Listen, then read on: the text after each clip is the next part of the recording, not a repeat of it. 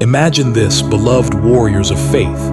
You're chained in the shadows of a merciless empire, your back breaking under the whip of tyrants, your cries echoing into a silent sky. But then, crack. A bush erupts in flames that devour nothing. A voice thunders from eternity, and an ordinary shepherd becomes the hammer of God, shattering Pharaoh's throne. Brothers and sisters, if your life feels like endless toil in Egypt's mud pits, get ready. Because tonight, in the firestorm of Exodus 3-7, the I Am is calling your name to freedom's march. Will you answer? Oh, my beloved congregation, listen closely. To every weary soul wandering in the barren deserts of doubt, to every captive shackled by the pharaohs of this age, those invisible tyrants named stress, sin, and sorrow, come nearer. Gather now, for what I bring to you today is more than stories. It is the thundering roar of God's deliverance echoing from the ancient pages of Exodus, chapters 3-7. This is not history to be shelved, nor bedtime stories to lull the restless. No. This is the raw, unrestrained power of God breaking into weak humanity, tearing down oppressive kingdoms and birthing freedom. Picture it with me.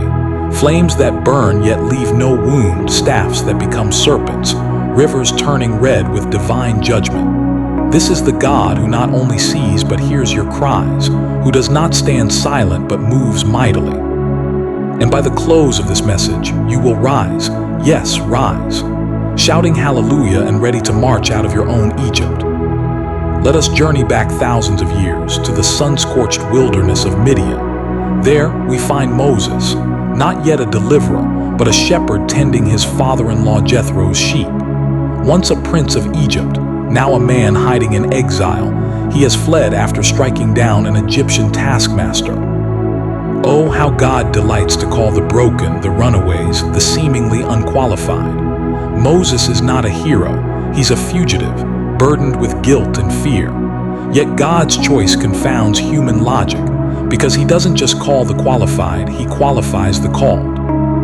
On Horeb, the mountain of God, something extraordinary interrupts the ordinary. Moses sees a bush aflame with fire, a fire that does not consume. The leaves don't wither, the branches don't burn away. It's a supernatural sign that defies nature, a fiery call demanding attention. Look, divinity is at work. Moses, curious and cautious, draws near and wonders, why does this bush burn and yet remain unconsumed? Saints, how many burning bushes have you passed by in your life? Trials that tested, temptations that threatened, yet did not destroy you.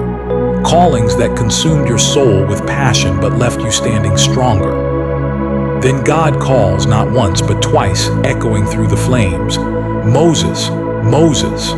This is not a distant whisper but a thunderous summons of purpose.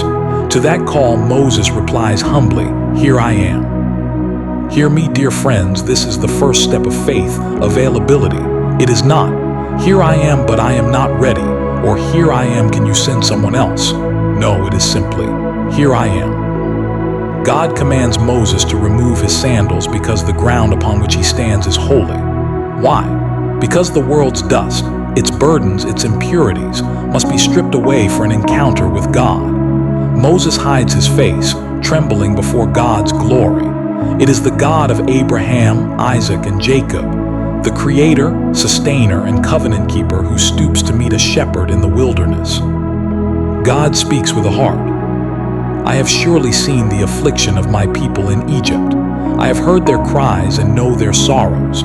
I have come down to deliver them. This is our God, not distant, not indifferent. He notices every tear you've shed, hears every groan under oppression, whether it's from debt, addiction, broken relationships, or unbearable grief. He is moved by your pain. He promises to bring Israel to a land flowing with milk and honey, symbols of plenitude, provision, and peace. From bondage to blessing, from slavery to sovereignty. The cry of the oppressed has reached heaven's ears, and the God of deliverance will not rest until his people walk free. God sends Moses to Pharaoh, but Moses hesitates. Who am I that I should face Pharaoh? Is this not the eternal question of the called?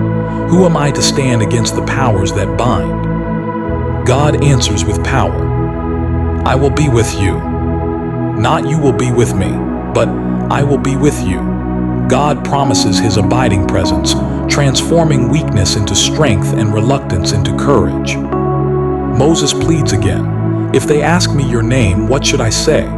God reveals himself as I am who I am, the eternal, self-existent one, unchanging and always present. This is the God who speaks to your moment, your pain, your mission.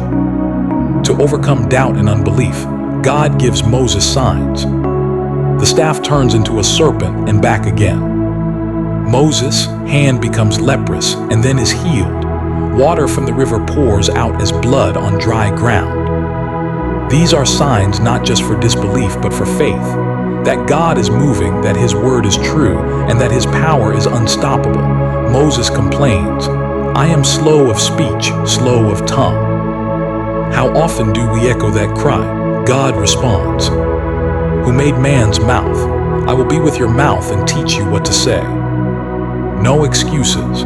God equips the called with all they need. His presence is the true gift. Even then, Moses asks for another messenger. God, displeased but compassionate, provides Aaron as Moses' spokesman, a partnership ordained by God. Aaron will speak, Moses will lead. Together, they will advance God's plan. Moses prepares to return home. God assures him, "Those who sought to kill you are dead." With his family and the staff of God, Moses heads back to Egypt. But God warns, "I will harden Pharaoh's heart. The battle will be fierce. Liberation will come only through God's mighty hand." At a mysterious crossing, the Lord seeks to kill Moses because he has neglected the covenant sign of circumcision. Zipporah intervenes swiftly, reminding us, obedience in the small things prepares us for God's plan and spares us his judgment. God commands Aaron to meet Moses in the wilderness. They embrace as brothers, united in divine mission. Together, they bring the elders of Israel the message of hope. God has seen their suffering and come in power to rescue. The people believe and worship. Revival breaks out in the midst of the desert. Oh, the power when God's people realize the Lord lives and acts. Moses and Aaron boldly confront Pharaoh, declaring the Lord's command. "Let my people go, that they may hold a feast to me." Pharaoh scoffs, "Who is the Lord?" His heart grows hard, his pride a fortress. These pharaohs of today's world, filled with arrogance and disbelief, resist God's voice still. The struggle will intensify. Pharaoh's response: to crush the people harder, no straw given for bricks, yet the quota remains. The Israelites labor under impossible burdens. Their cries rise, but the oppression worsens. The officers confront Pharaoh. Pharaoh blames the people, calling them idle. The people, beaten and burdened, lament their fate to Moses and Aaron. "Because of you, we suffer more." Moses turns to God in anguish. "Why have you brought this trouble? Why have you sent me? Has anything changed?" God's answer thunders back. "Now you will see what I will do. Pharaoh will let them go with a strong hand. I am the Lord, the covenant God who has heard and remembered." God reminds Israel of his covenant with Abraham, Isaac, and Jacob. He promises to redeem and take them as his own people. The chains will break. The journey to the promised land will come to pass. Moses tells the people, but their burdened spirits resist. God commands, "Go to Pharaoh, king of Egypt, and demand freedom." Moses doubts again, but God's resolve remains. Genealogy of the Levites is given, God's appointed priests and leaders, symbolizing order and God's plan unfolding through his people. God declares Moses as God to Pharaoh, with Aaron as prophet and spokesman. Together, signs and wonders will multiply, Pharaoh's heart hardened to reveal God's mighty hand. When Egypt falls before God's power, all will know that he alone is Lord. Moses and Aaron obey faithfully. At 80 and 83 years, God's timing is perfect. Aaron casts down his rod. It becomes a serpent and swallows the magician's snakes. But Pharaoh's heart hardens despite the clear power displayed. God directs Moses to meet Pharaoh by the river at morning. Let my people go.